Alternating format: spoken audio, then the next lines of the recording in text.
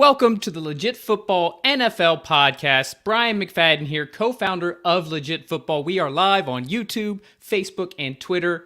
It's Friday, March 31st, 2023. I feel like 2023 is just zooming along. We're already done with a quarter of it.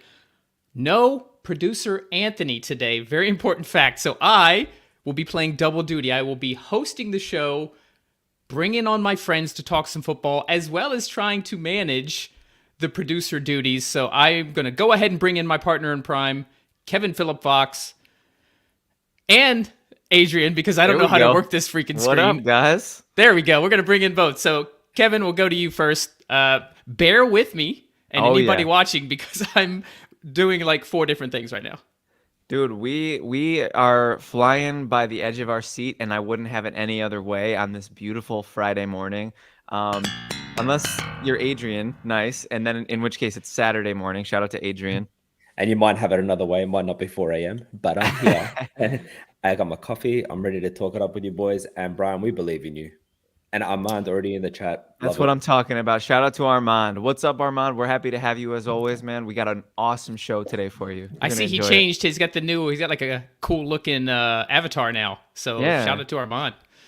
So as I mentioned, I will be doing double duty. Our producer, Anthony, is off for the day, but he'll be back on regular scheduled time on Monday. We also have a special announcement. So you guys see Adrian. This is now the 3rd time. He has chosen to wake up at 4 a.m. on Saturday to join us here on the Legit Football NFL podcast. And apparently it's gone so well that he's going to be joining us every Friday. Welcome, Adrian, as the regular Friday co-host of the Legit NFL podcast. Let's do it. Anyways, it's been awesome, and it's number 3 on the show for me. I can't wait, boys. Let's get it. Oh yes, there you go. Your intro music. I was waiting for the intro music at the start. I messed up too many things.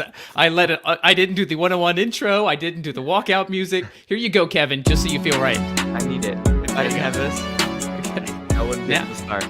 Now we've set the mood. So Adrian, excited to have you. How are you feeling joining us every Saturday for you?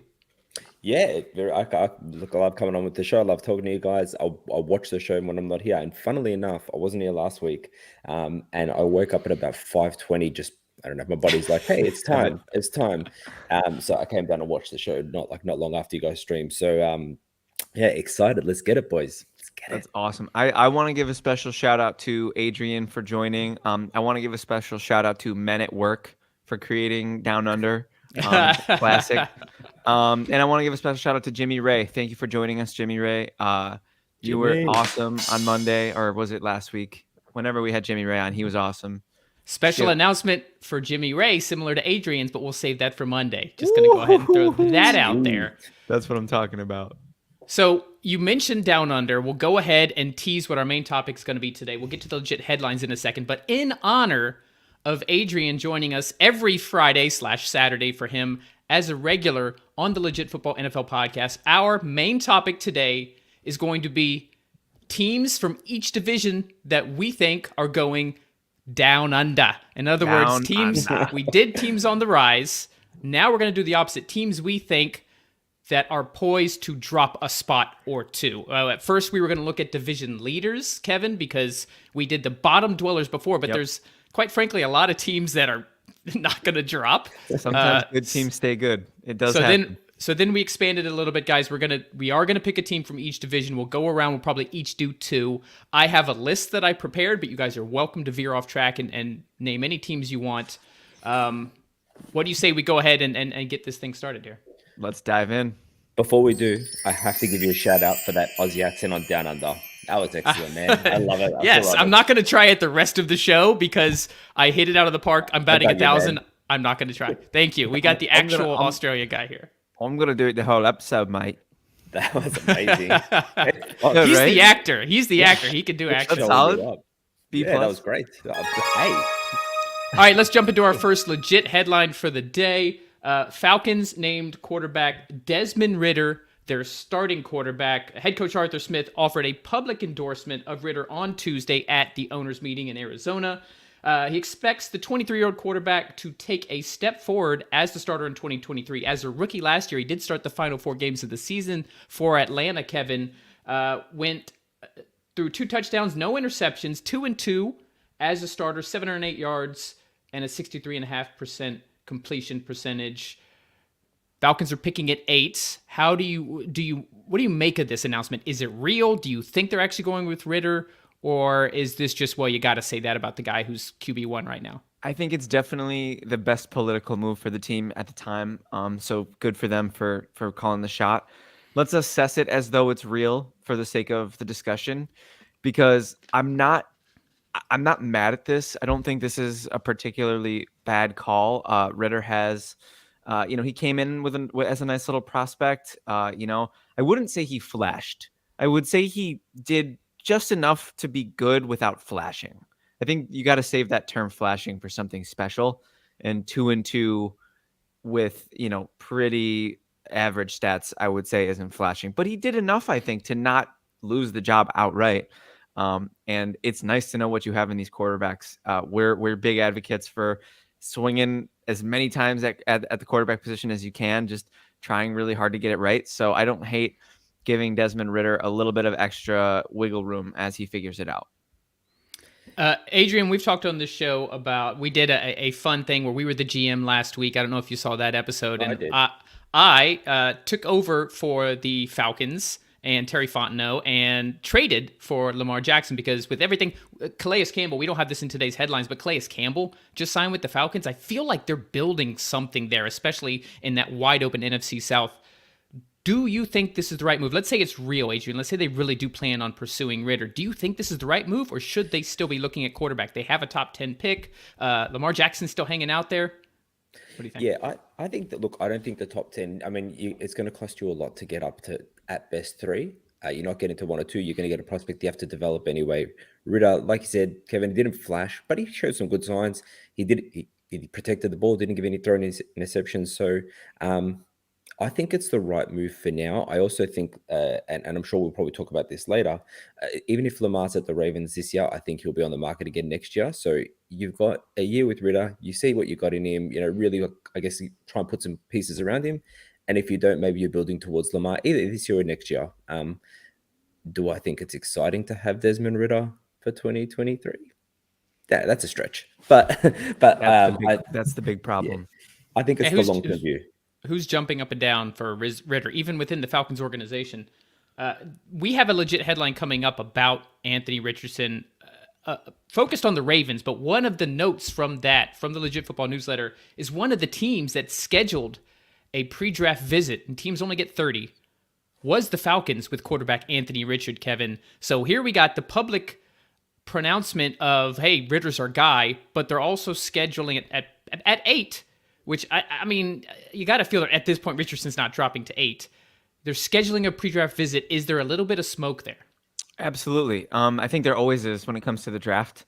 And I think there always is, unless you have a top 8 to 12 quarterback, you're always going to be looking to improve the position. There are diminishing returns when it comes to mid-tier quarterbacks. You are going to miss out on the top. The creme de la creme is always worth it. And that's something that I talk about a lot on the show, because I have the privilege of being a Bills fan and having seen that work out. But, Tyrod Taylor got the job done. He won games for Buffalo. He took us to the playoffs. But everybody knew he wasn't going to be the guy who won us a Super Bowl. And I think unless you have the guy that you're confident can win you the Super Bowl, you should be looking to improve. So I'm not at all mad at their scheduling of the Anthony Richardson thing. And I wouldn't be at all mad if they ended up sticking with Ridder, because they are building something, Brian. We've been huge advocates for the Falcons offseason on this show. And clearly, if they want to assess Ridder in earnest, they now have a shot to do that, I think, with a lot more competent of a roster than they had last year. There's a bit of a double-edged sword with that very point, Kevin. So they have surrounding cast. Their offense was actually pretty good, especially running the ball last year. Drake London, great rookie season. We all know how I feel about Tyler Algier. Kyle Pitts is going to come back from injury. He didn't play with Ridder. He only played with Mariota. But you're also no matter, even if you don't feel the moves they made are going to make them successful, I think we can agree the Falcons are going to be better this year, even if it's nominally better. And in that division, Definitely. nominally better still does not set you up to get Drake May or Caleb Williams. So even if it doesn't go well with Ridder, you're not going to be in a position to draft one of the top quarterbacks. So do you go to the Lamar train again? I guess. In my view, as the Falcons, and I get Ridder, sure, he's your rookie, but you didn't spend high draft capital on him. Your team is really starting to look good, other than the quarterback position, Adrian. I'm sticking with my be the GM. I'm still going after Lamar if I'm Atlanta. Yeah, I mean it's hard to sell. Look, last year they had Mariota, and that's hard to sell to a fan base. Now they've got Ridder. He's never going to be better than Lamar. I really believe that. I don't think where you build him, he's not going to be better than Lamar. What did he get picked? He was like over 70, I'm sure. I can't remember where he got picked, but I think they'll get a return on him this year. But I'm with you. Go for Lamar. If it was me, that's an expensive contract though to pick up on Lamar. Let's be honest here. Yeah, it is, but it's all about the quarterback position. If you already have a really good offensive line, you've got multiple pass catching weapons, you've got a solid running back. Caleb Huntley's a nice number 2, and you're adding all these pieces on defense. All that seems to be missing is the quarterback. So that's the kind of thing you pay for, in my opinion. And you guys have said it on this show a bunch of times. I think it's Kevin who says it's not too much to pay for your guy, right? That's true. And if you get him, you know what though? Actually, can I pivot a little bit here and just say I love. You don't have to ask for permission. You can just pivot. But you're the boss, you know. Actually, I have a funny story about you, Brian, and watching this show with my wife, but I'll get to it in a minute. So I think Lamar. I'm excited. Right? Ryan's terrified. I'm excited. Comes with a nickname. It's amazing. So Lamar, look, he's awesome. He's had injuries, and I don't know for sure that he's just going to step back in next year and be MVP again. I'm not so sure that, and for the price tag that's coming, I mean, there's got to be a reason he wants that much guaranteed, right? There's got to be something to that. So I don't know for sure that he's going to be dominating, but I do think he's going to be better than Ridder. I think some of the Lamar money request comes from the physical beating he takes and the frame thing. We've talked about that a lot. He doesn't take a physical beating. That's actually a false narrative. He is one of the shiftiest quarterbacks. If you've ever really watched him play, he rarely takes a hit directly. The injuries he's sustained have been in the pocket. They have not been from him running. He has a way, and this is the opposite of Cam and quite frankly Josh Allen, where they will lower their shoulder and run over defenders, and Cam broke down as a result. Lamar, it's so hard, and defenders have said this, to get a direct hit on him because of how shifty he is. He's smart, he's savvy, he'll get out of bounds, he'll make the right move and go down before he actually takes a hit that way. Yeah, and I'm glad you brought that up, because that is a false narrative that does need to be dispelled. The run mobile quarterbacks take more hits narrative. Well, some of them do, though, but Lamar is different. But the frame conversation is the one I'm really more focused on, because we've been talking about that with Tua and Bryce Young and, all the small frame quarterbacks. Nothing wrong with them. They can succeed. Drew Brees, Russell Wilson. It's proven. Nothing Russ against is thick. THICC. So is Kyler. So he's not. It's not exactly a frame issue. But the situation with Lamar and his frame and his injury history and what was it, the PCL last year? It's definitely. The injury-prone label is something that gets talked about a lot. Is injury-prone a real thing? And I would love to philosophically discuss that with you guys at some point. But his tab is getting long when it comes to his games missed via injury, including a playoff game last year, which was like, oof. That felt like the final blow to his chances to stick around in Baltimore. That's how I felt, but I don't know about you guys. Well, before we move on to the next legit headline, I'm dying to hear what Adrian's wife, where that conversation's going. So obviously I watch you boys on every show, and I was watching, and I can't remember what show it was, but Brian, there was a point where you're like, I'm just going to go ahead and skip over this legit headline. If you guys are okay with it, and even if you're not, I'm still going to do it because I'm in charge, right? And my wife was sort of standing by, and she's like, oh, it's a bit of a power play. And I'm like, that's why it's the Big Mac, baby. And then I was like, Big Mac is an excellent nickname for Brian McFadden. I don't know if that's just me. And I was going to tell you in the pre-show, but I'm like, no, I want your live reaction to that, because I thought it was an excellent nickname. Big Mac? How do you feel? Big Mac. I love it. I am the oldest of 4. The second brother, the one who's about a year and a half younger than me, is like twice my size. So growing up, he always had the Big Mac title, but he's not on this show. So I will happily accept that as my nickname for the Legit Football NFL podcast. Thank you, Adrian. And thank you, Adrian's wife. Shout out too.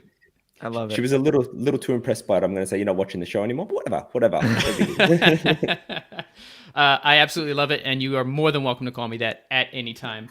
Let's move on and talk about the Vikings running back room. They made Alexander Mattison should have a major role in 2023. Big Mac with legit sauce. Armand, I absolutely love it. That's why you're a regular. ESPN's Kevin Seifert, who believes the guarantees in Madison's new contract signal a major role moving forward. Vikings gave Mattison, a backup running back at the moment, $6.35 million in full guarantees over 2 seasons. So they expect him to be a contributor for the next 2 years by giving him those kind of guarantees. And this organization, Minnesota, rarely agrees to contracts with guaranteed money in the second year. Seifert is implying, Adrian, that Mattison is going to take over as the primary back in Minnesota for Dalvin Cook. How do you see this? Does this mean Cook gets traded? Do you think they're just turning the keys over to Mattison here? Yeah, after we spoke about Dalvin Cook, and I can't remember what show it was, whether my first or second. I did a bit of looking into him because I was quite high on him at the time. He's coming off his 4th straight 1,000-yard season. But he's got his durability issues, and I know he's due a fair bit of money in the next, I think, 2 to 3 years. And I did look, when I remember looking up, by trading him after the June 1st, I believe it was, they'd save $8 million on a cap hit now. So I think there's a chance they get rid of him. I think there's a chance to move on to free up a bit of cap space. I do not know if Madison's the guy, and I also don't know if they think he's the guy. I know they've given him some money, but I looked up his stats, and 11 out of 17 games last year, he had 4 or less touches. Now, I understand you're behind Dalvin Cook, but like if that's the guy you're handing the keys over to, do you give him that kind of workload? That's my my personal opinion. But you never know with running backs, and you guys have talked about it on this show. We've talked about it, and it's just like the oldest trope in the book. Like running backs fall off, right? So Dalvin Cook's kind of was at the height of his powers a couple of years ago. He started to take a hit. Do you want to get rid of him a little too early rather than way too late? Well, Kevin, so it makes sense to go to back up. Sorry. Here's another way to look at this: is those 4 touches a game. And one of the reasons running backs fall off is because they get so much usage and it's such a punishing role. If you got a guy like Mattison who's only getting 4 touches a game and 11 of those 17, like his legs are so much more fresh than Dalvin Cook, certainly. And Kevin O'Connell at the owners' meeting said he wants to establish the running game in 2023. So all signs point to Mattison. What do you think, Kevin? Yeah, I personally have always been a little higher than consensus on Mattison. I've always thought he was the kind of back that would be great if he had a chance. The lack of opportunity is definitely an interesting thing because he's later in his, shelf life of being a running back. But does that shelf life start until you start getting a real workload is the question. But when we've seen Mattison take over for Cook's extremely, again, we're going to throw this term out, injury prone, right? So we've seen a lot of Mattison the last couple of years. He always produces. He always puts up numbers, sometimes like RB1 type fantasy numbers. So I do think that this season could be a big season for the Mattison truthers, which I will say I'm like definitely not like the president of the fan club, but like I'm definitely like I show up to the meetings. I'm not like the biggest. You don't have a jacket yet, but you go for the free cookies and free punch. Cookies and I just I say the creed. Alexander Mattison could be RB1 if he started. Put your right hand over your heart. No, it's real though. What about you, Brian? What are your thoughts on Mattison? So right after this article came out, this true story in Legit Football, I tried to trade for him in one of my dynasty leagues. Nice. I'm with you, Kevin. I've sit in the back of the fan club. I've never seen you there. I'm one of those guys who comes in like 5 minutes after it starts and just like sneaks in to just kind of hood up, the sunglasses, hear what's going on. Big Mac with legit sauce back in the corner. I like Mattison. He's actually been very effective in full games when he started in the past when Cook's gone down. He's a different type of runner, obviously, much bigger back, much more physical. He doesn't have the shiftiness, the one-cut ability, and home run threat that Cook does, but he's been very effective in Minnesota when Cook hasn't been there, especially prior to last season. He didn't get as much because Cook has missed more games in previous years. So I think this is not exactly smoke. I do think you got Kevin O'Connell saying they want to establish the run. You have a guy who's already shown that he can be a feature back. It's just a different skill set than Cook. You have an aging running back. Armand, I saw in the chat, mentioned they could save between 9 and 11 million post June 1st in either a cut or a trade. So there's some cap savings there if Minnesota does deal him. And if not, maybe you see more of like a two-headed beast as they start to transition more. I think the second-year guaranteed is actually very important in this scenario. You don't pay him guaranteed money for 2024 unless you fully intend to use him in 2024. Sure. So whether he takes over as the lead back in this season or they start grooming him and transitioning for next season, I do think that there is merit to that. And that trade situation for Dalvin, really quick, that seems pretty obvious. Like those are the kind of cap savings. You dangle those in front of a team that's, fighting to stay relevant in the NFC North. That feels like that's like almost a given, right? Like I don't think there's really any sort of legitimate chance that Dalvin Cook is a Viking next season. Are we all in agreement there? Next season is in 2024 or 23. Oh, I'm with you. Okay. I wouldn't say no chance. I would say it's more likely that he's not. But if they don't find a good suitor, by the time you hit June 1st, you don't necessarily need the cap as much. It's not like you're about to sign some big free agent. Yeah. I don't expect them to. I mean, they have Kirk Cousins. I don't expect them to extend him. He's on his last season, so you don't have to save the money for a reworked Kirk contract. A lot of mocks have them taking a rookie quarterback, so you got some savings there. So in other words, I think if it gets to June 1st and they haven't found a suitable trade suitor, I could see them putting him on because he's still got a little juice. He definitely does. He can still contribute. Yeah, but sometimes like the teams will know. Sometimes they know a bit more than us. They know what they're looking at for next year. Like you might get pennies on the dime this year. By 2024, you might. Sorry, I'm Australian. What's lower than pennies? But you might get that on the dime next year, right? Like, do they have? What's the currency in Australia? Do you use pennies and dimes? Cents. Nah, just dollars and cents. Okay. Is it like the Australian dollar? I mean, I guess. Yeah, so, right? So Australian dollar, and then it's going to sound like redundant, but every dollar has 100 cents in it, and that's it. We've got certain coins. Do you guys have like Steve Irwin's face on the dollar bill? Man, I would sign onto any bill where Steve Irwin comes on. That man's a national treasure. Fun fact, Kevin, I love that you brought him up. So my son is 9, he's in 4th grade. They're doing, I don't know if you guys did this in school, a wax museum thing where they all have to play certain characters. I did it as a kid. I chose Mickey Mantle. I was a huge baseball fan growing up. So you like dress the part and like you're a wax figure and people come up and they pay a dime or whatever and then you have this speech prepared. My son got Steve Irwin. My son will be playing the Crocodile Hunter. He didn't choose him. He didn't know who he was. But he was he chose him. He chose him, but he had no idea who he was. But now he's read the thing is next week, so he's already read about him. He's really interested. We just got a costume. He got a little plush crocodile that he's going to be holding. That's so sick. So he can keep that costume too. That that's in style now. He can wear that. Versatile costume. That one. Credit to my wife. She's like, can we get something that he can actually wear? Beyond just this, I don't want to waste money for a single thing. I'm like, okay, those are fresh. So instead, we didn't get the Steve Irwin party what is it, the Halloween store? No, this is like we bought like a khaki shirt and like shorts and like he can continue to wear those. That's awesome. Nice. But yeah, nice little Steve Irwin transition there. Let's go ahead and move to our next legit headline. And I alluded to this earlier, but let's talk about Anthony Richardson. There's going to be a lot more talk. We've already talked about him a little bit, but in the Legit Football newsletter, specifically highlighted the Ravens for using one of their, once again, only 30 pre-draft visits. They used one of them on Florida quarterback Anthony Richardson. The Ravens are picking, I think, at 22. Yeah, number 22. So they don't have a top 10 pick. So that is really interesting. We already mentioned I don't think he'll fall. This was according to the Score's Jordan Schultz. The Ravens are among 6 teams scheduled a top 30 visit with Richardson. The other, we mentioned earlier, the Falcons, Titans, Colts, Panthers, and Raiders. So, Kevin, I'll start with you on this. There's a few different ways you can interpret this, but it's undeniable that this means they're at least considering a world in which Lamar Jackson does not play for them in 2023.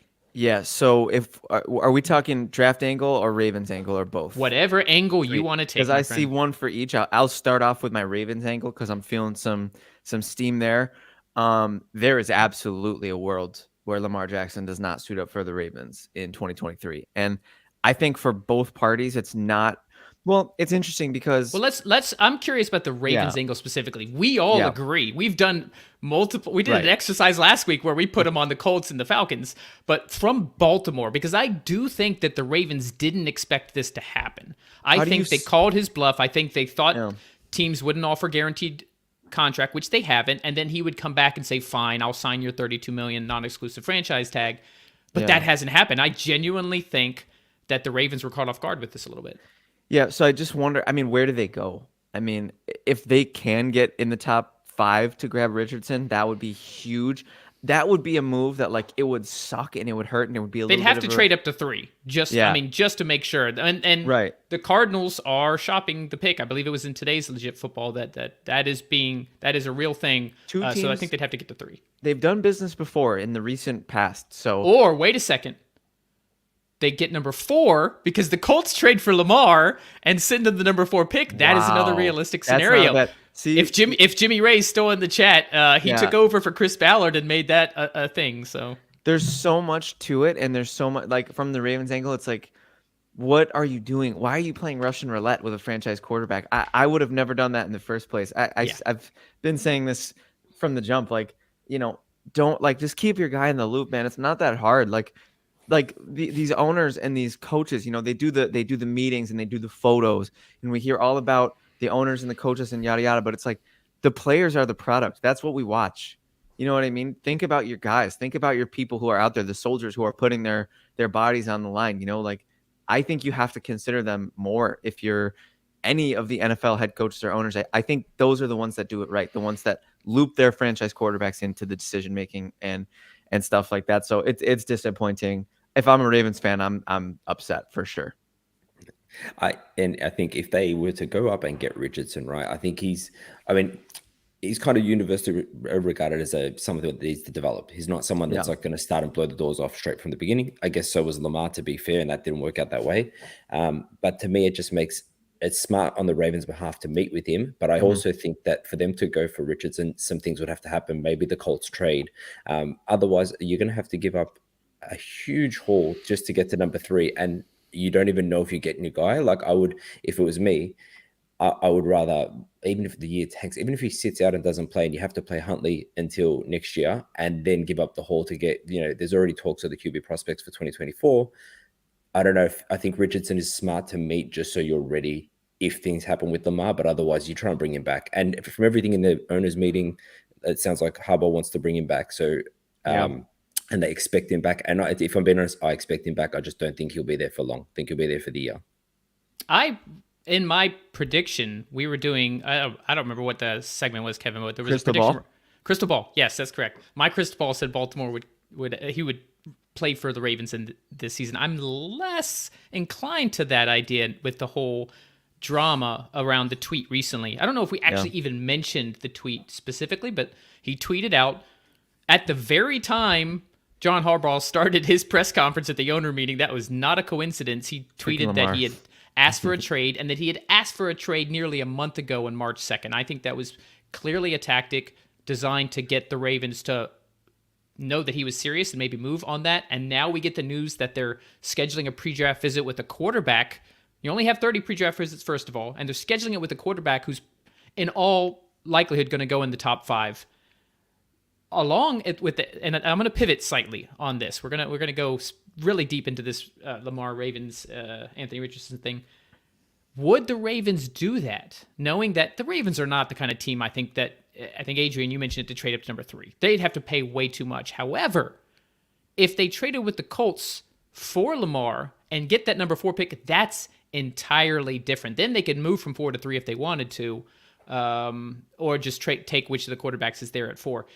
Do we think, you saw Jim Irsay at the owners meeting say 2 things. One, he praised Lamar's ability and then said he wouldn't do a fully guaranteed contract, which I took to mean like, hey, we'll get you ball. if it doesn't have to cost us a fully guaranteed contract. Now the Ravens are doing visits. Do we think there's something going on behind the scenes here? Let's speculate. Do we think that this has changed things and maybe Chris Ballard has reached out and say, okay, guys, Like, we got Shane Steichen. Look what he did with Jalen Hurts. We could use a guy like Lamar. We'll play ball. Number 4 pick is on the table. And the Ravens are like, okay, well, if we're going to do that, let's start looking at these quarterbacks. And then they start scheduling visits. Yeah, I don't think there's any way there's not something going on behind the scenes. Like, those conversations are happening. The question is, will it pick up enough steam to become a reality? Because the Colts are going to have to pay up. And the Ravens, to their credit, they do have some leverage given that they got him to sign that non-exclusive tag, or they, offered the non-exclusive tag. So they do have some leverage there, because if any team tries to poach him with a contract, they can just match it. So it's tricky. It's extremely, extremely tricky. Yeah, I think there's got to be talks going on behind the scenes, right? But, bar one deal that's happening at the moment that we're all sick of talking about, where both teams have actively said we want the dude. Right. That's normally not the conversation that happens, because you want to hold on to your leverage, right? So the Colts might be inquiring and getting some information behind the scenes. And so I think it makes sense. It makes business sense for the Ravens to do their due diligence, maybe meet a quarterback like they have. But it doesn't necessarily mean it's going to go down. And I think, and someone correct me if I'm wrong on this, right? With the non-exclusive tag, he obviously can't reject it. So he's either got to sit out or he's got to play for if they don't match. And then next year he's a free agent. Am I right in thinking that? But they could tag him again. That is correct. But they could absolutely tag him again. The Washington, now Commanders, formerly known as a different team, we won't say the name, did that with Kirk Cousins before he went to Minnesota. They actually tagged him 2 years consecutively. Right, but would you be doing that with everything that's happened, with the way the relationship is soured? Like, I feel like if anything, they're setting up for 2024. It's going to be rough 2023 with the drama, but at the end of the day, if you're willing to tag him in 2023, I think you're willing to tag him in 2024. Either you're done with him, or think that the relationship is beyond repair, or it's not. I don't think they'd be willing to we want to move on from Lamar, but just come and play for us for 1 year. Like, what kind of experiment is that? If you need to restart a quarterback, you're going to want to do it now. Ravens have always been a smart organization. So, and you run the risk of Lamar doing the whole, man, yeah, you're right. I'm under a 1 year contract, no guaranteed money in the future. Wow. Okay. Nice. You run the risk of him being like, yeah, my knee hurts, guys. Sorry. I'm not. Oh, I'm hurt. It's a real injury. I can't play. I'm not saying he did that with the playoffs last year, but I feel like a lot of quarterbacks in those shoes, maybe quarterbacks with contracts, might have pushed it. But he was like, I need my PCLs because I'm hitting free agency. Fair. Yeah. Yeah, absolutely. It's a trick. It's so tricky. And I will say, on the Anthony Richardson angle, because I think we'd be remiss if we didn't talk about it a little bit.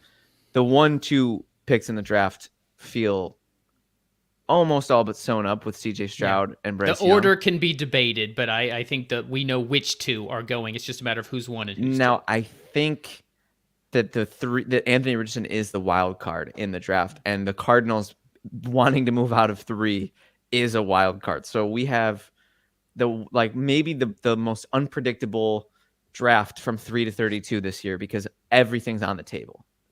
GMs have been treating the NFL like Madden way more than they used to. Last year, with A.J. Brown getting traded mid-draft, Hollywood Brown getting traded mid-draft, it's absolutely everything is on the table.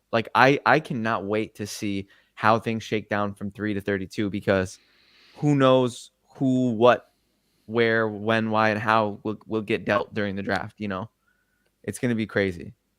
Can't wait. One more comment on Richardson specifically, and we'll move to our last legit headline before the main topic.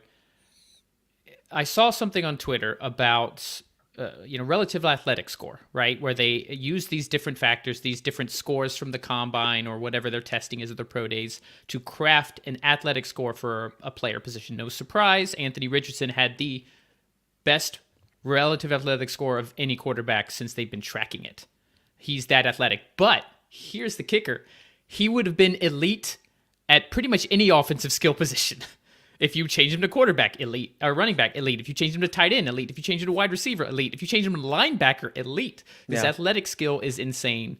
So there is a team this is not a Malik Willis situation. I've heard a couple people, this guy's on a whole different stratosphere. Yeah. So I do think he's going to go top 4. In all likelihood, he'll go at that number 3 pick. You hear, really quick, you hear the project term get thrown out a lot. I feel like this is like the exception to the project rule because of how elite his athleticism is.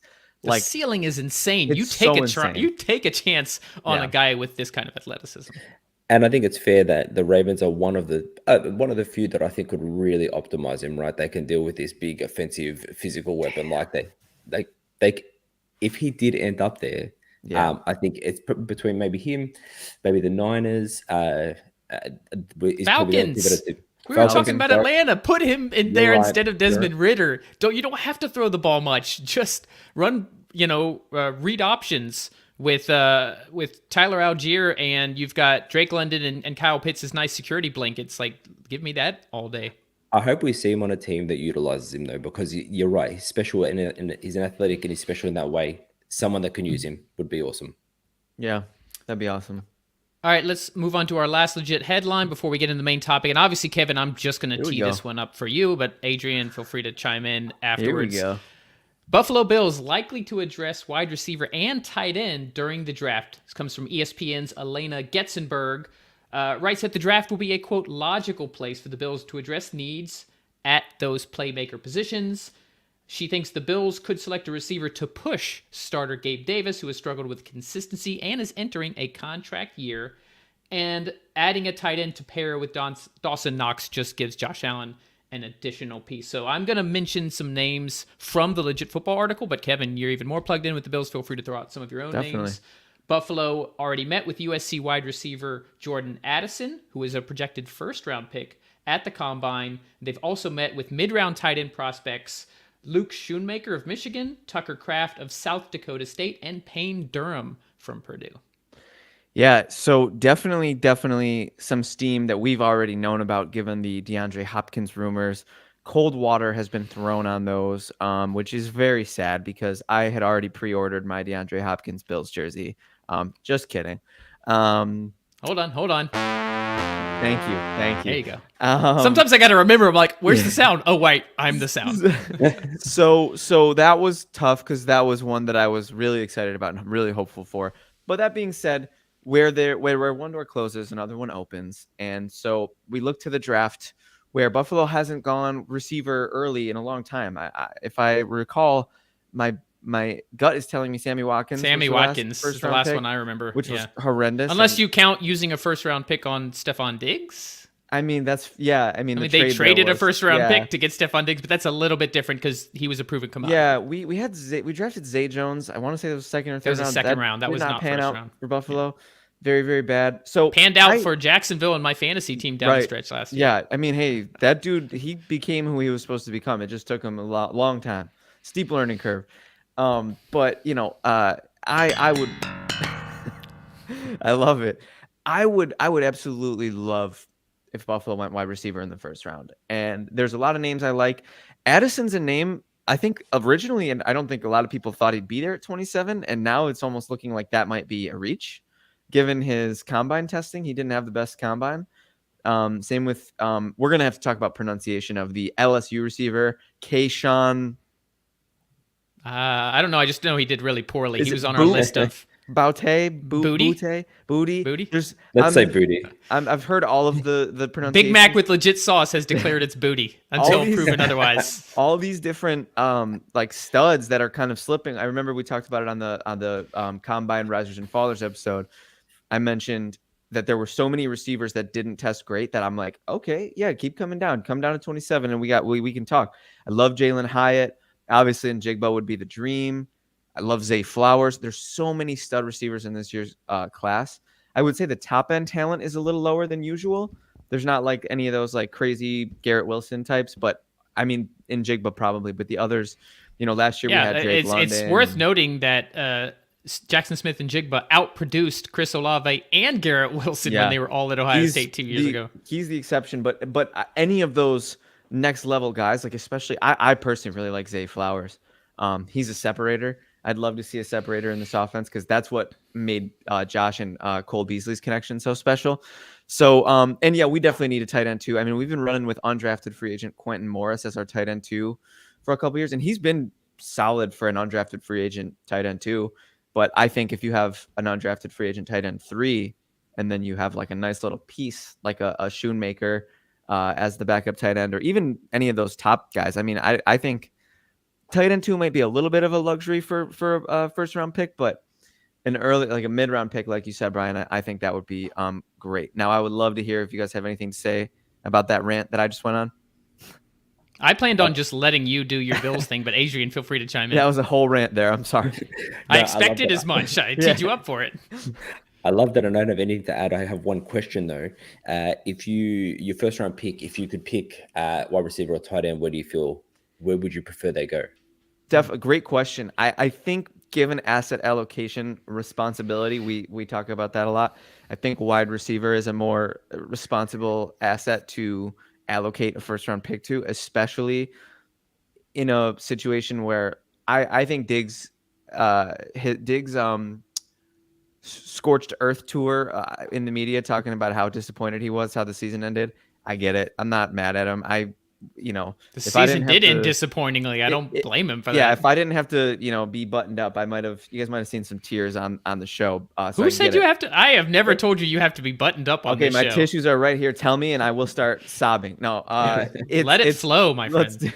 But I think, I don't know about Gabe. I don't know about the future of Gabe Davis. I love the little ancillary pieces we picked up with Sherfield and Deontay Hardy.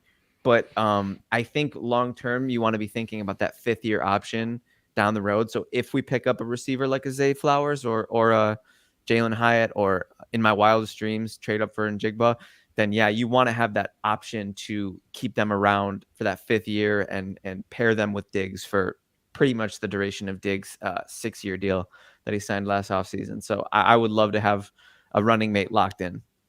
I agree. And specifically because the makeup of this draft class, tight end is very deep. You can get a solid tight end definitely after the first round. There may only be one or two solid wide receivers that come out of this draft. So, see, but that to me is kind of why I was like, maybe tight end first, because you might get a tight end 1 in the first round, and you could develop someone in a wide receiver that's going to sit number 3 for the year, and then Gabe Davis, it's contract year for Gabe Davis here, and then he moves up to a 2 in development. But I think there might be tight end 1s in the 3rd and 4th round from this year. That's fair. It's that kind of draft. And you're also paying Dawson Knox already as your tight end 1. Say what you want about him. I think he's been pretty solid. I mean, I would say certainly great red zone target. Definitely catches the touchdowns. I'd like to see him involved in the offense a little bit more. It was Ken Dorsey's first year. I'm really trying to reserve my judgment on Ken Dorsey as a play caller off of one season. We need another year. It was his first year calling plays. Dable wasn't great in his first season calling plays, so I will give him some leeway. But that's where I stand on that. I would love to see the Bills add a playmaker at 27 because Josh needs all the help he can get. I'll always remember seeing Josh just banged up. Did you guys remember all the shots of him with bloody elbows last year? He'd have the white sleeves with the bloody elbows. Like, he got his butt kicked last year. So yeah, whatever we can do to take some heat off our boy, that's the dream. All right, let's go ahead and move into the main talk. Let's go. As we mentioned at the top of the show, this one is in honor of our new regular on Fridays, Adrian Revito, all the way from the land down under. Okay, I said it twice. Nailed it. And we're going to do teams going under. As a refresher, I've highlighted some teams from every division that I think are candidates to go down in the standings. That can mean just one spot down. It can mean all the way to last place. You guys are welcome to choose from those teams. You know what? I'm not even going to list the teams, or maybe I'll do it at the end. I want to go around and got to let Adrian start with this one, as the guest of honor and the regular co-host on Fridays now. Adrian, let us know a team that you think... Yes. Don't sue us. No copyright infringement. Whoever's out there. I talked to Anthony about can we get a sound drop? He's like, well, I think that's a copyright issue. Kevin's like, I don't care. Screw it. I forgot. I was there for that conversation and I forgot. I don't care. It upgraded the show. I'll take on anything that comes my way. Adrian, what's a team? I want to address all divisions, but you can just start with any division. We're leaving the table wide open for you. A team that you think is primed to drop and go down under in the 2023 season. Right. So I have to confess that on this show, it's my 3rd time on the show, and I think we can all agree I'm a massive homer. I've always got a Packers. I'm a person. I've always got the ball right behind me, but I need you and the listeners to know that this decision has nothing to do with that, right? It's not the Packers in me. But as I was kind of researching for this topic, I found no easier candidate for this to sell than the Vikings. Yeah. So I had the button ready to go. You see, I knew exactly what he was going to say. Right, totally. Right. So, look, let's start with where they finished last year. That's where they're going, right? Like, so they finished 13-4, 11-0 in one-score games. Even if they brought back the entire band and nothing changed, if we just replayed last year, they're regressing back to the mean. They're probably going to finish 10 and who knows, but they're definitely not finishing 13-4 2 years in a row. All right. Now, I've kind of already said I'm not part of the Alexander Mattison fan club, so we don't know what's going to happen in their running back room, but Mattison will likely at least have a bigger role this year. And I'm not saying that he's bad, but I also don't think he's the dude. You've lost Adam Thielen, and I'm not saying, like, you've obviously got Justin Jefferson, but who did you replace him with? They got Brandon Powell, who went 24 for 156 yards for the Rams. It's basically going to be all Jefferson. He's going to be in double, triple coverage. You got KJ Osborne as your next, and then it just kind of drops off a cliff. Right. Then here's just a couple of names that they lost on the defense. So Dalvin Tomlinson, Eric Hendricks, Cameron Dantzler, Patrick Peterson, Chandler Sullivan. Now, yeah, that makes you nervous, right? Now they brought in Byron Murphy. That's good. They got Flores in there. And we know that they're going to get a boost from Flores as a good coordinator. But you didn't really, or you haven't really addressed that, right?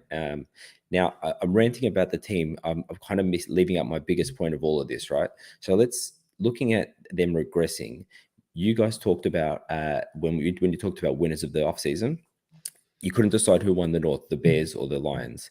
So separate to the fact that their team has taken a hit, they're going to be playing the Bears and Lions. You know, they were almost 3 to 4 wins every season. That's not going to be the case this year. Admittedly, the Packers are probably going to be a lot easier for them. And in 2023, they're home against the Chiefs, the Niners, and they're on the road against the Eagles and Bengals. So if you look at what their season's going to look like at the end of it, give me a break, Vikings fans. Here's the home roomie. Just settle down with your 13-4. You're not doing that again. No, sir. Rant over. That was great. I agree.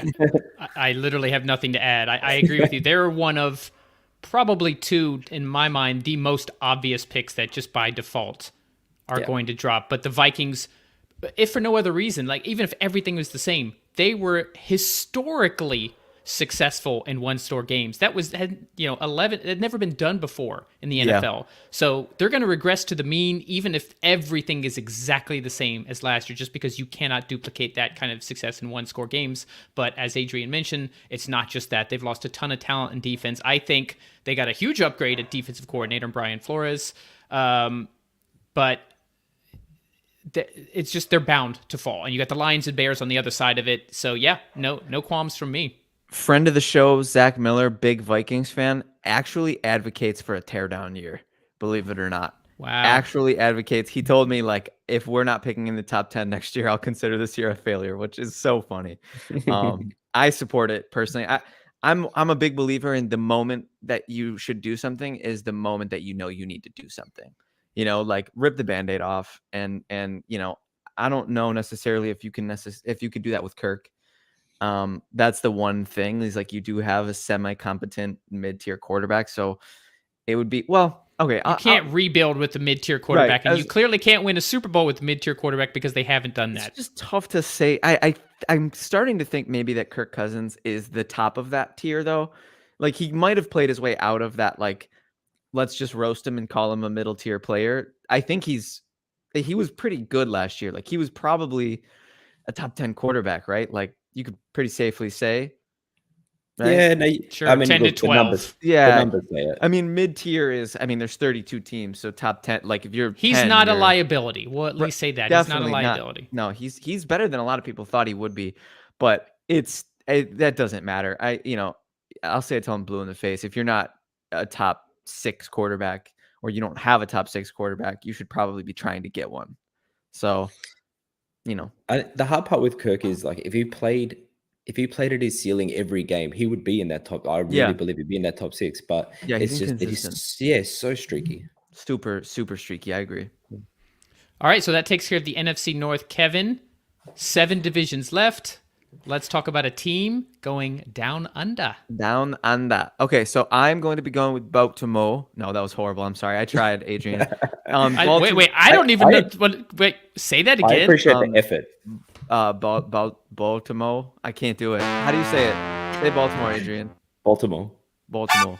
Okay. I appreciate that, Kev. It's the effort for me. I appreciate the effort. Give it a shot. It was like sort of British. Put another shrimp on the barbie. Nailed it. Yeah. So my A is officially revoked. I will not accept an A anymore. That was just not an A effort. That was just a sticker. Sticker for effort. Thank you. Gold star. Participation trophy for Kevin.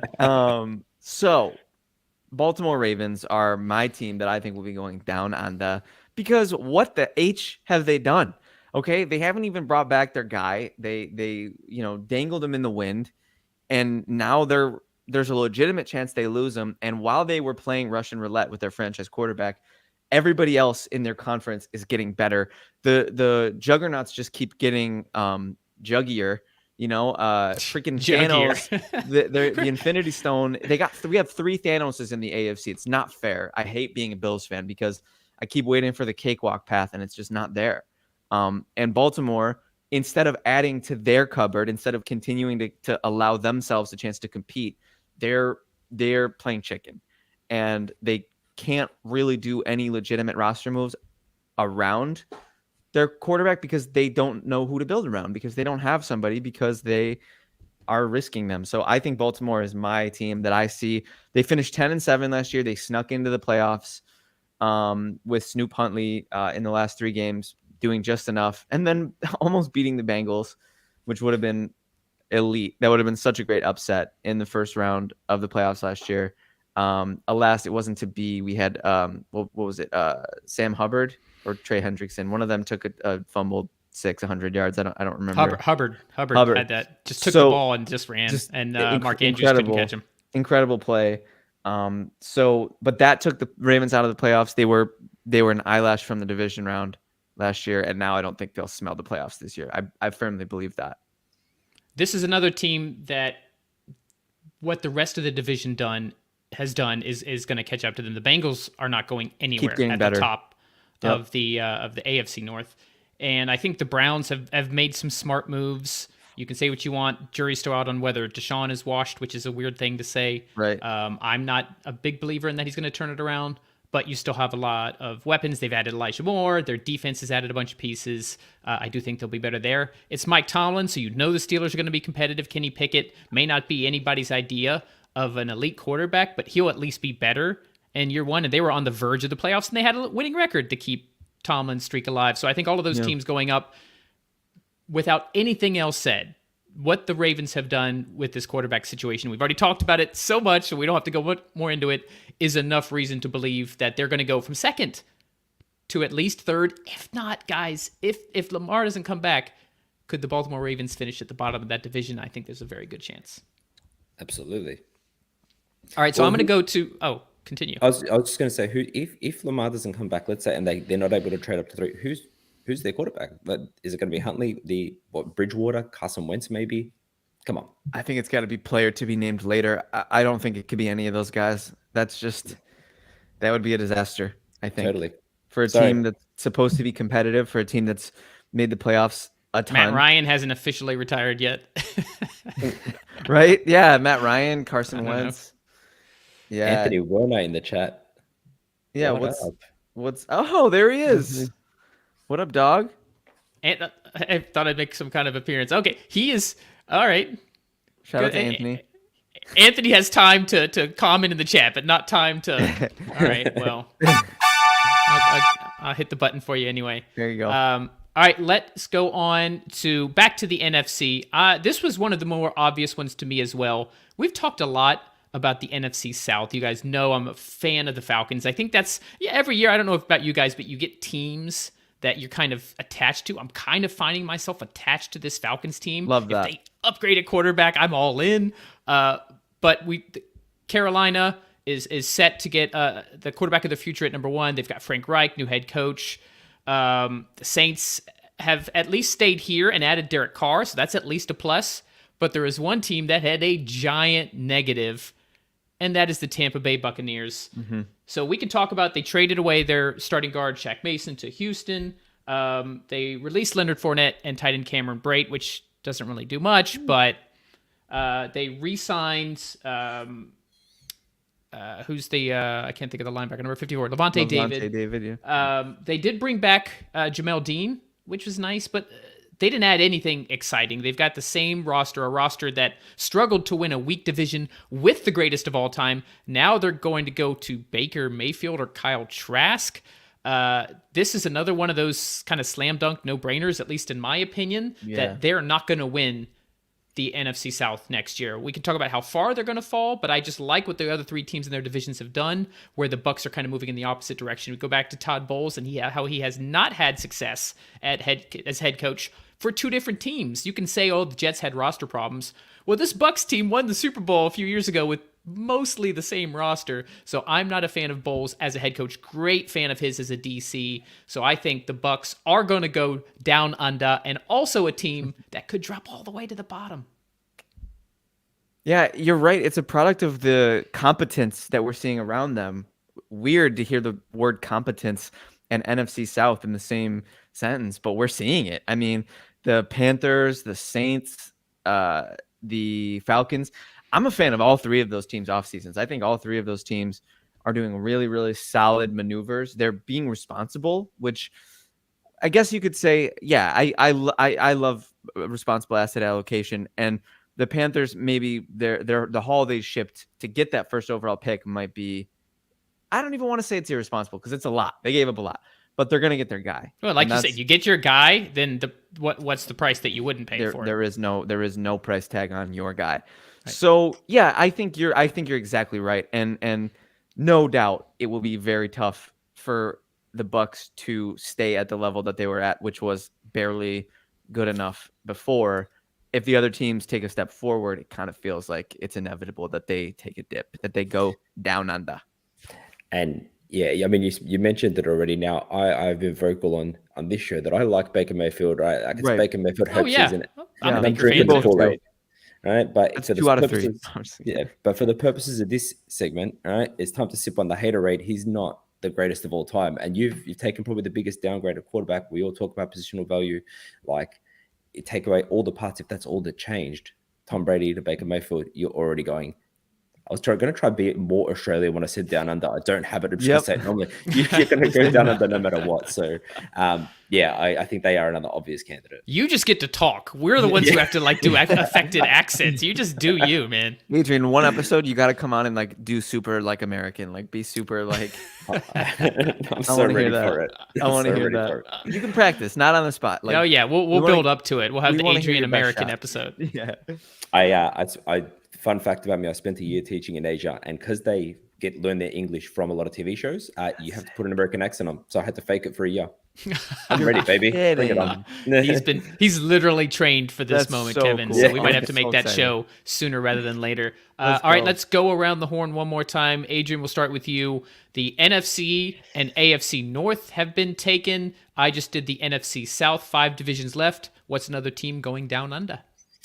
All right, I'm going to jump over to the AFC, which I fully admit was much harder for this exercise. I mean, there's so many teams that are even not top of the divisions that are really going to build, or at least stay where they are. But I think one big candidate for me is the Las Vegas Raiders.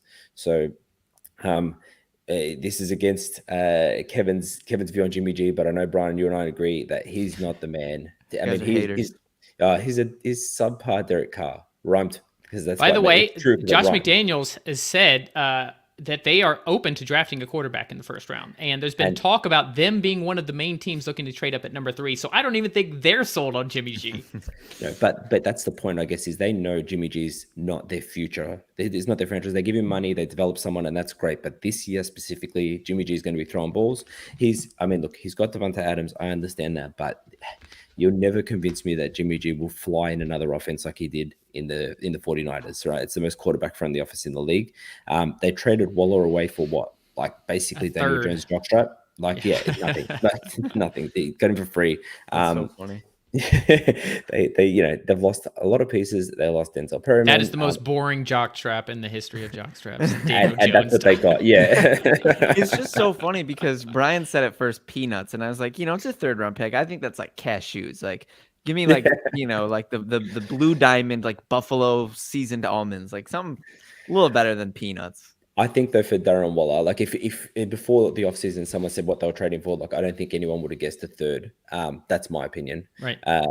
But on top of that, we've said this a couple of times now, the division you're in. You're in a tough division. You haven't done enough this offseason to sort of stop yourself dropping. So Raiders on the way out. It's tough to go down under when you're 6-11. But I see what you're saying. I definitely think that they're standings. It's even if they finish at the same record. 4th. The one team they finished ahead was the Denver Broncos, who now have Sean Payton, and they've made some nice offseason. It does feel logical that those two teams could flip flop. Yes. And I did take a glance. Wait. Let's finish chatting about the Raiders. I think that's a great pick. We talked about insurance at the quarterback position, and I forget who it was that we were clowning about insurance, saying that they were a very shaky policy. Brian, do you remember what quarterback that was? Somebody brought in a quarterback as an insurance. Oh, it was Jarrett Stidham. We said it was like not the best Broncos insurance. Yep.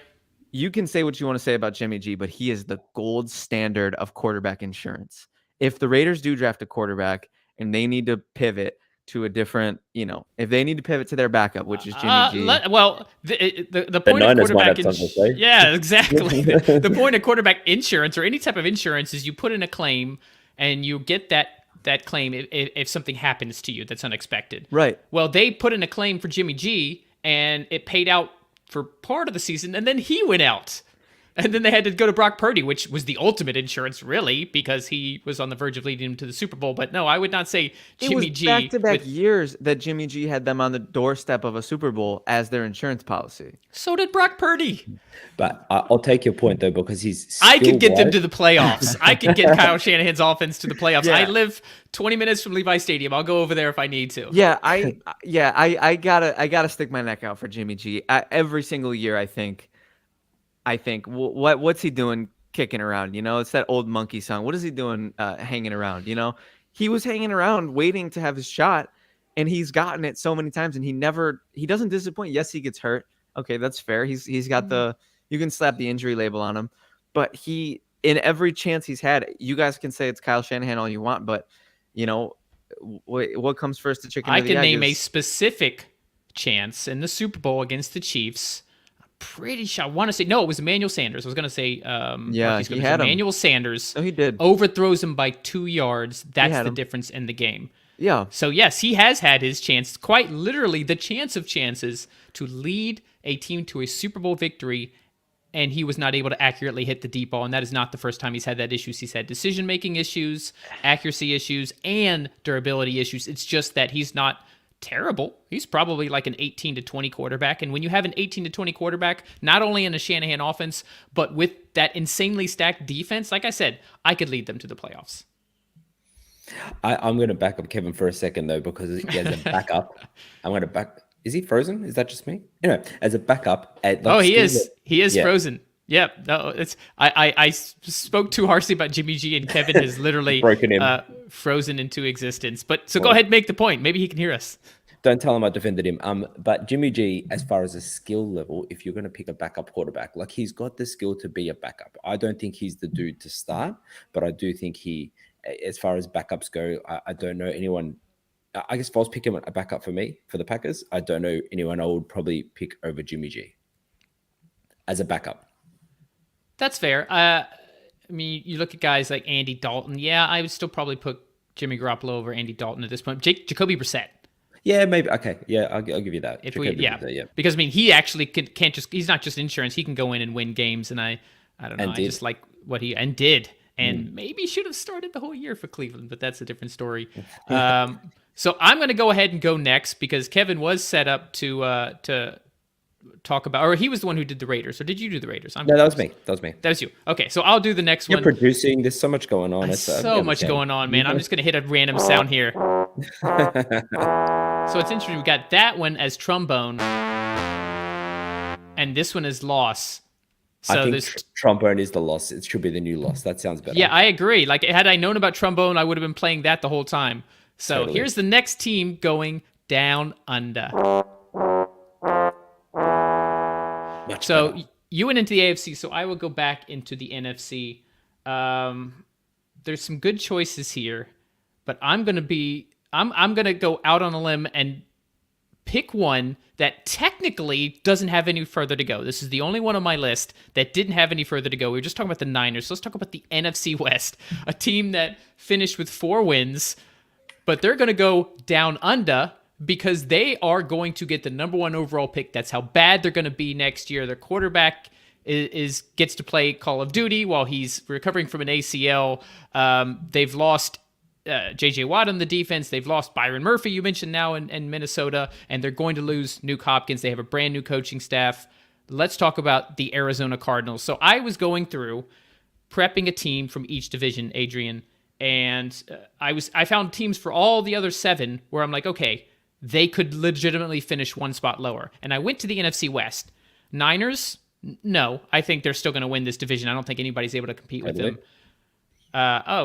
Kevin's back. He's loading. Boys, Kevin, you missed my I defended you and Jimmy G. He did defend you, but you were frozen. Wait, so that means it never happened. That So you means could it never see happened. me frozen? Yeah. Oh, that's so funny because I was like over here. I'm literally just passionately pleading for Jimmy, and then All we saw was like, you guys froze first, and then I was like, "What is going on?" I was so bummed because I was like, "Man, I had such a good point to make." I swear, it was the best point ever. I made it frozen apparently. So we will never hear it. And you know what? I Right. want to leave it that way. I want it to be mysterious. Yeah. We're just going to pretend like it would have changed my mind. That's how good of a point it was. I cannot wait but to we come won't back hear to it. this episode and listen to what I missed because that was tragic for me. But yeah, we had a little Wi-Fi situation. We're back. We're ready to roll. I'm listening now, Brian. Thank you for covering me, you guys. There we go. Let's get Anytime. it. So you did miss my lead in. So I went ahead and pivoted and did my next team. It's a team that, is he frozen again?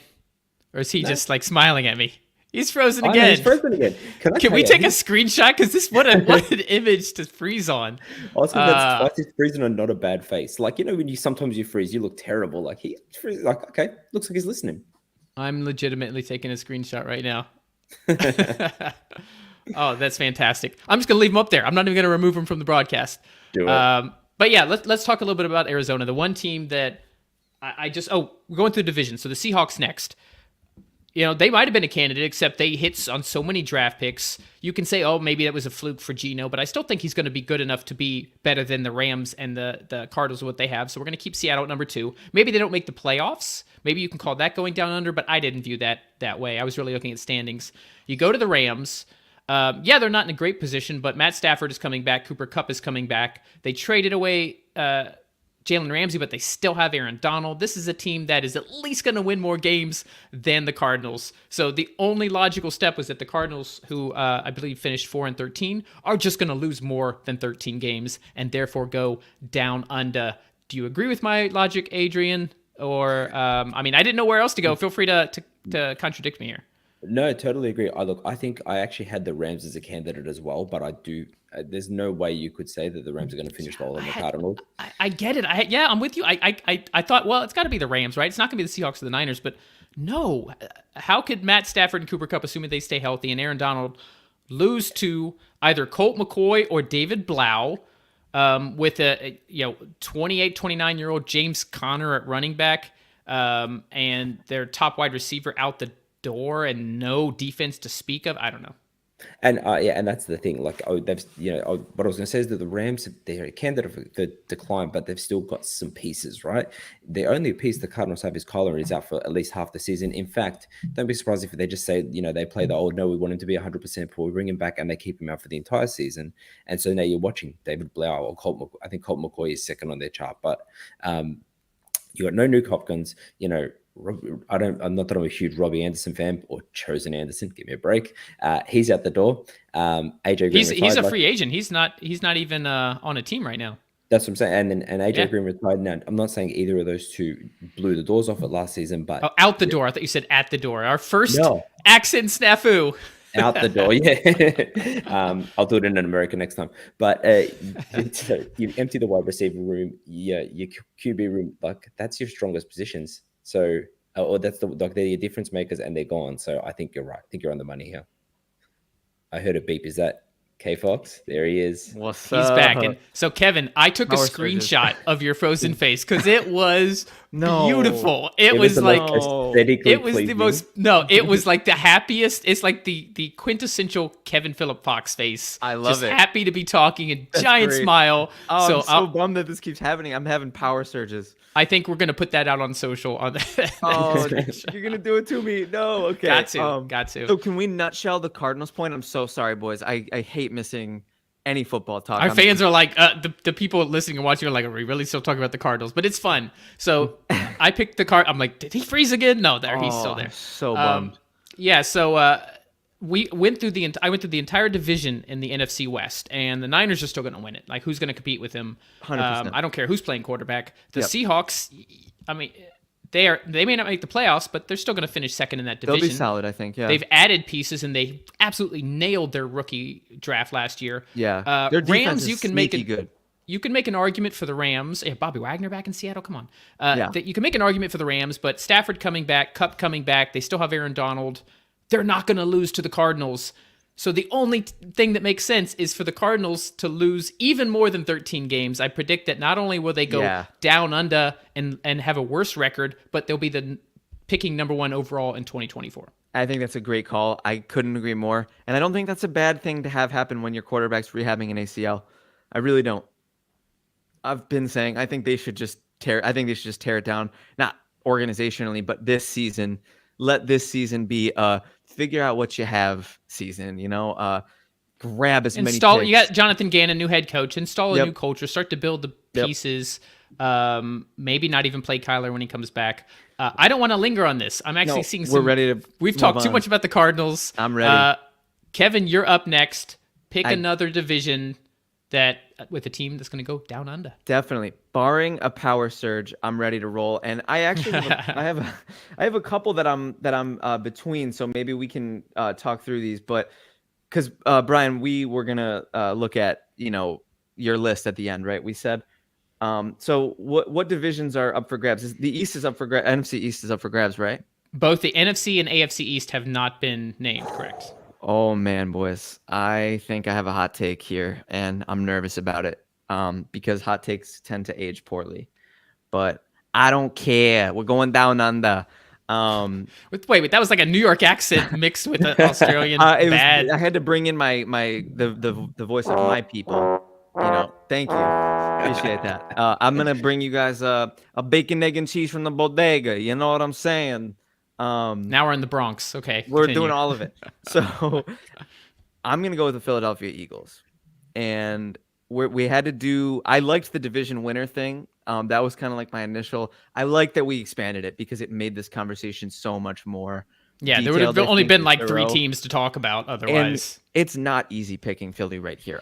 I'm not doing this. I'm saying this with my chest because I have no choice. Yesterday was chest day, so I'm saying it with my chest just strictly based upon the pump that I have. Humble brag. But the Giants, I think that's Kevin sizzling. I love that. Sizzle. Okay, yeah. That's a new one. I'm excited about that. Yeah. I have to go with Philly because the Giants kept their guy. They kept quads. They got a little bit better, and I think they're going to draft good. I love the organization. The Giants also finished 3rd. They made the playoffs, but they finished 3rd. So they'd have to, for this exercise, they'd have to drop below the Commanders to qualify. So I'm with you there. It's likely that the Giants will ascend. I think Dallas got significantly better. I think the Brandon Cooks trade is going to go down as one of the more sneaky, like high upside moves that have been done by any team this offseason. I feel like. Remind me again, the compensation for Cooks was... it was a 5th. Might even have been a swap, like that a is just 5th for a 6th or so something. Reasonable for Dallas to have done that. It's disgusting. And correct me if I'm wrong, but did they land Gilmore? Yes, Stephon Gilmore is now with the Cowboys. I feel like the Cowboys. I mean, he's in the twilight of his career, but Darrelle Revis's twilight. If you know, he can be a number 2 there behind Trevon Diggs, so he doesn't have to be the lead guy. He could be covering number 2 wide receiver. Stephon Gilmore on your number 2. I'll take that any day. Now, Philly's done a lot to stay relevant and to stay competitive, and this is in no way an indictment on Philly. I think Philly will likely be the odds-on favorite to repeat as division champs, but I think that the Giants and the Cowboys have closed the gap so significantly that the likelihood that one of those two teams will leapfrog Philly is at least significantly higher than it was at the start of the offseason when Philly was the Super Bowl darling and 13-0 or 12-0 before they lost the game, something crazy like that. Philly's, to me, didn't lose another game until Hurts went out. I think Philly is, just based strictly on how great they were. Brian, we brought up regression to the mean. I could see a little bit of a regression to the mean. Maybe I think we might be looking at a little bit more of like an 11-6 type season, maybe a high wild card if Dallas can put together an elite year, which, let's be real, that's a huge if. But I could see Dable, Dimes and company also being ascendant and being potentially great this season. So Philly, based strictly on almost default and almost on, we knew how hard it would be for them to retain their pieces. I mean, they did keep a lot of it. We've talked a lot about how they haven't regressed much. Brian, if they get Bijan Robinson, which has been your drumbeat all offseason, I might have to reevaluate this decision. But for now, I think the team that I project to go down on that is Philadelphia, and down on that from first place and 13-4 ain't anything crazy. I'm not projecting a failing season by any stretch. I've grown to love Sirianni. I appreciate Sirianni. Hurts is a top 4 or 5 quarterback. How do you guys feel about that pick? Is that crazy? Am I out on a limb? No, you know what's funny? When I was looking up this, right, and I just quickly brought up their departures, not to mention 2 coordinators out the door. Now, this is their list of the notable ones: Miles Sanders, Zach Pascal, Andre Dillard, Isaac Seumalo, Javon Hargrave, and Ndamukong Suh, TJ Edwards, Kazir White, Chauncey Gardner-Johnson, Marcus Epps, all gone. Right now, That's 2 starting linebackers, 2 starting safeties, a starting interior defensive 2 linemen. coordinators. It's 2 coordinators, starting running back. That's what I'm saying. Now, they brought back pieces, but their free agent list this year was just like insane, right?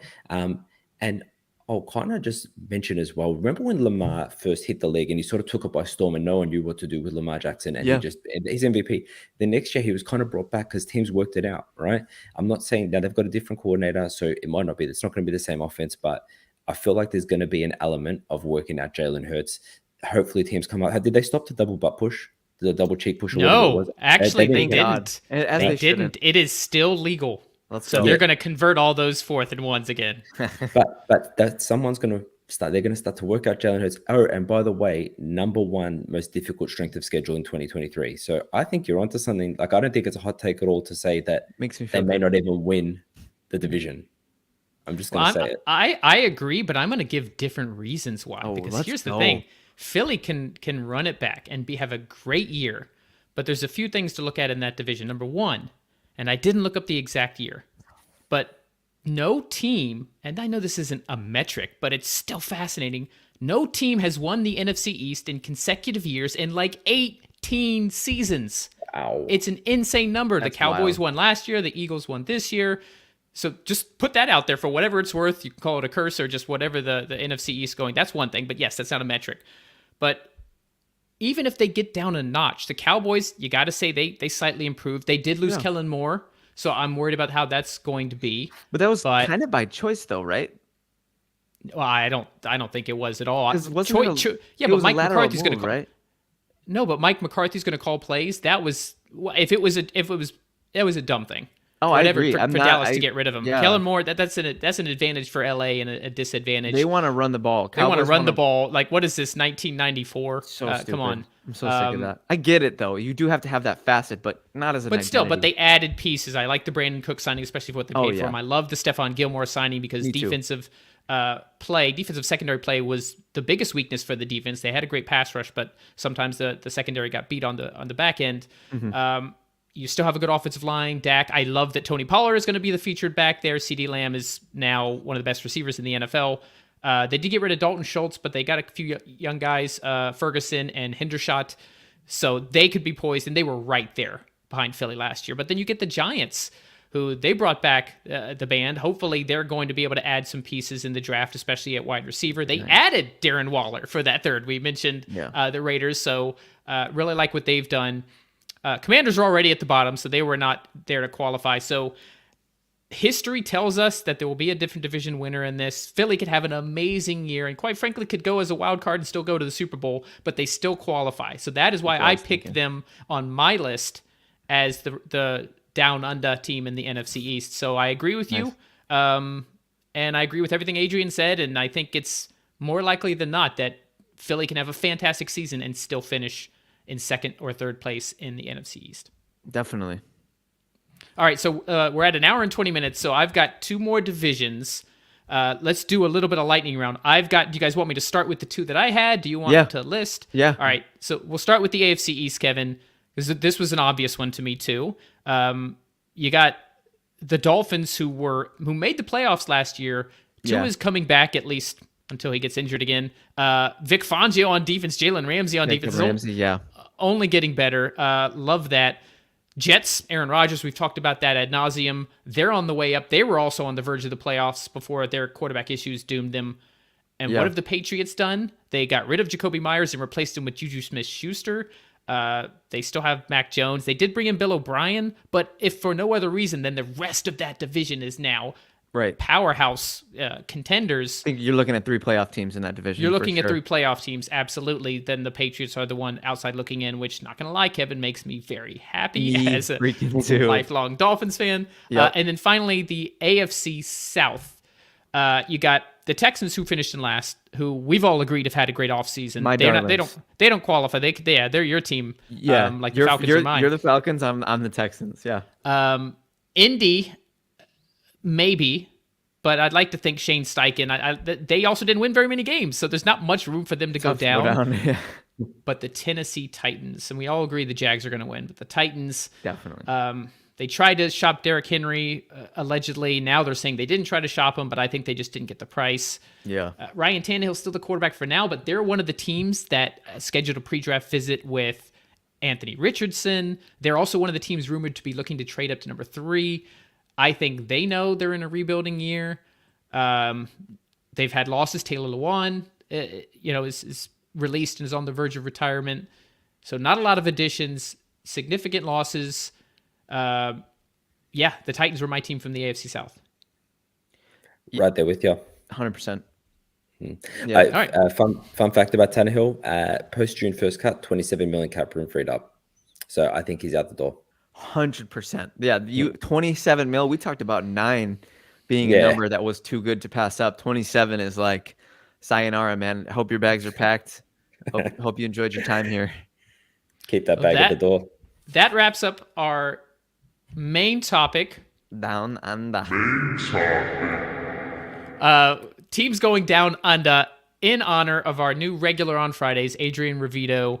Guys, any last words as we wrap up our Friday, the last Friday in March, and the first quarter of 2023 already done? This was an incredible month of podcasting and NFL stories. We had free agency. We had some really fun shows. I am very much looking forward to and very terrified of seeing that photo. Looking forward to seeing what that situation was. You're gonna love it. It's like you're so happy. It's a great. We love that. We're happy to hear that. Adrian, it's a blessing to have you, bro. We really appreciate you, man. And Brian, thank you as always for hosting this wonderful show. I really appreciate the twice a week. What's that? It's not weekly. It's what? It's not bi-weekly. Bi-weekly? Is it bi-weekly? Bi-weekly. Is it bi-weekly every other? I think it's both. Oh, weirdly. sweet. Correct. I appreciate the bi-weekly spot right. to talk about football. I enjoy it so much. So thank you. Yeah, man, and the blessing. Look, I couldn't feel happier to be here every Friday, man. Love chopping it up with you guys. It's super fun. So, awesome. We might be moving the time to later on Fridays. Stay tuned for that. It won't be next Friday, but maybe in the near future. Correct. So that Adrian's not waking up at 4 a.m. on a Saturday. We are going to be talking more alive. We're ready to see him. But I got to say, Adrian, if we bring you on and you're more alive and the quality of your performance goes down, we're going to have to move you back to 4 a.m. because you're crushing it right now. Exactly. There's no Oh, you filter or whatever. guys. It's just you talking. Gotta love it. We will be back on Monday at our normal time, 5:30 Eastern, 2:30 Pacific. We will have Jimmy Ray back from NFL Stats. We're going to be talking fantasy football. I don't know exactly what, but that will be the main topic. We'll figure out what that is. And it'll be draft month, gentlemen. The draft is April 27th. April starts tomorrow. Tomorrow's April Fool's. I guess Adrian's already on April Fool's, so be on the lookout for any shenanigans. NFL accounts double and triple check your sources on these on April Fool's signings and trades. I get high praise from the chat because our producer Anthony still watching the show, which is great, even though he was not able to produce. Thanks, Anthony. Appreciate you with the kind words. Anthony, go focus on your job. We don't want you to get fired. He's on his phone just watching YouTube live on his. He's like they're like trying to train him about golf. He's like, yeah, okay. Yeah, I'm watching highlights. Yeah, Tiger Woods talking football. Thank you guys, as always, Armand in the chat, and anyone else who is Jimmy popped in earlier. Thank you to all those who are listening and watching. Have a great weekend. This has been the Legit Football NFL Podcast. It's going to take me a second because I got to get this. Oh, here we go. We will see you Monday.